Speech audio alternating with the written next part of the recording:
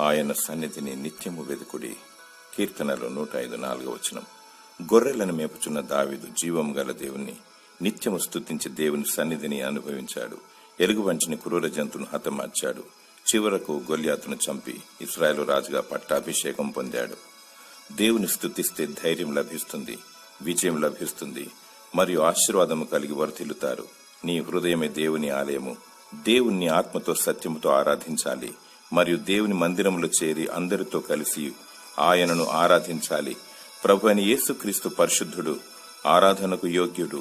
ఆయన సర్వంతర్యామి. ఆయన మనలో ఉన్నాడు, మనతో ఉంటాడు మరియు అంతటా ఉంటాడు. కృపాసత్య సంపూర్ణుడు, సజీవుడు. మనసు నిండా వాక్యాన్ని నింపుకోవాలి. నీ హృదయమందు ప్రభువైన యేసుక్రీస్తును నిలుపుకోవాలి.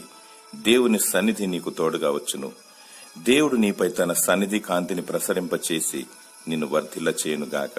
ఆమేన్.